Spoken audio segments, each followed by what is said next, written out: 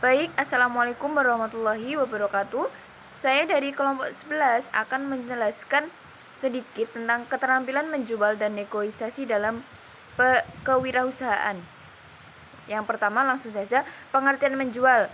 Menjual adalah suatu kemampuan atau kecakapan untuk mempengaruhi orang-orang atau konsumen supaya mau membeli produk yang kita tawarkan, baik jasa maupun barang, agar dapat saling menguntungkan.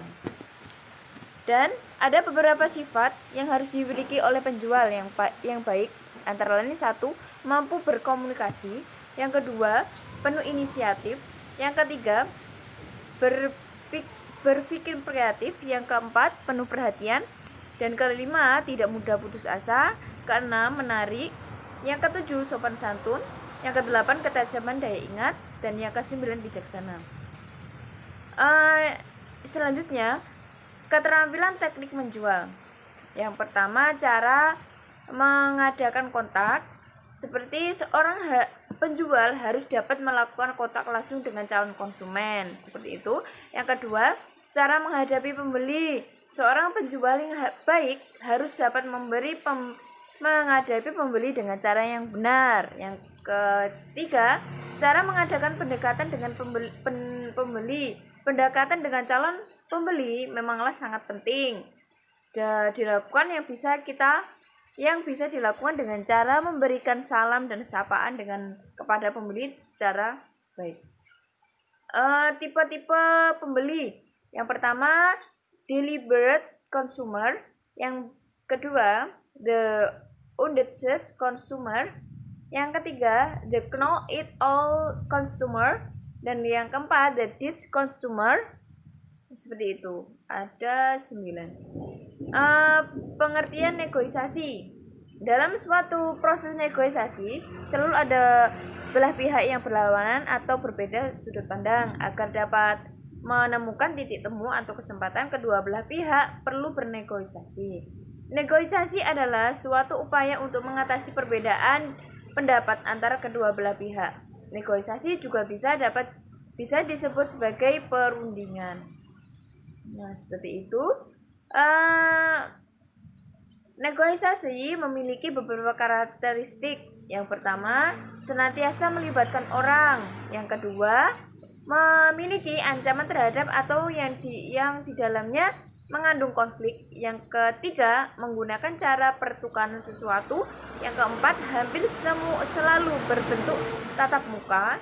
Yang kelima, negosiasi biasanya menyangkut hal-hal di masa depan. Seperti itu. Langsung saja, karakteristik negosiator yang baik. Yang pertama, value claimers. Seorang negosiator yang memandang negosiasi sebagai proses pertikaian, masing-masing pihak berusaha mendapatkan sebanyak mungkin jatah atau kemenangan dan memberi sedikit mungkin jatah atau kemenangan bagi lawannya. Dengan cara yang digunakan adalah taktik yang manipulasi, argumen yang memaksakan, konsensi terbatas, dan tawar-menawar yang alot. Yang B, value creator. Seorang negosiator yang mengutamakan proses di mana akan menguntungkan kedua belah pihak, mencoba untuk menciptakan nilai tambah bagi kedua belah pihak yang bernegosiasi. Cara yang digunakan adalah dengan mengembangkan hubungan yang kolaboratif, mengutamakan penyesuaian kepentingan kedua belah pihak, seperti ramah dan kooperatif, seperti itu. Seorang negosiator juga yang baik dituntut untuk memiliki sifat-sifat seperti percaya diri, menghargai orang lain, menciptakan penampilan yang baik, dapat mengendalikan emosi, tidak merasa sempurna.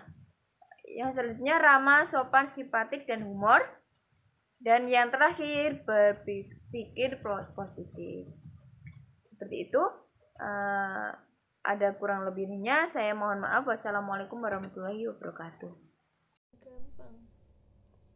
Poin E, proses negosiasi. Ada 3 tahapan penting dalam negosiasi, yaitu tahap pertama sebelum negosiasi, tahap implementasi, selama negosiasi, tahap peninjauan setelah negosiasi.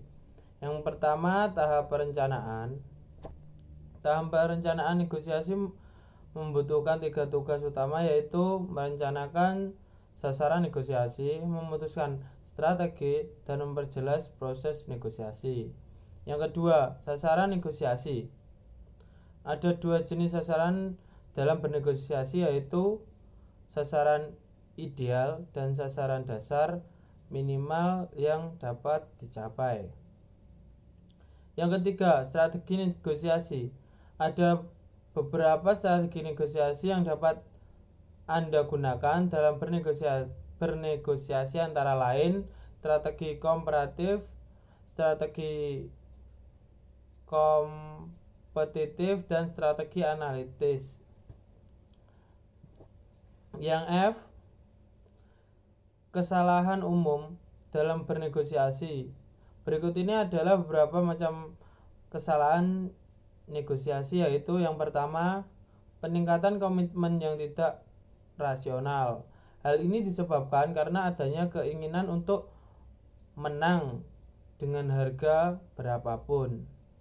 Yang kedua, mitos kue tart. Banyak orang yang beranggapan bahwa kerjasama itu seperti kue tart. Bila satu orang mendapat lebih banyak, maka yang lain akan mendapat kurang. Yang ketiga, batahan. Jika satu pihak terus bertahan pada penawaran semula, maka kesepakatan akan sulit dicapai. Yang keempat, sudut pandang penawaran. Yang kelima, tersedianya informasi.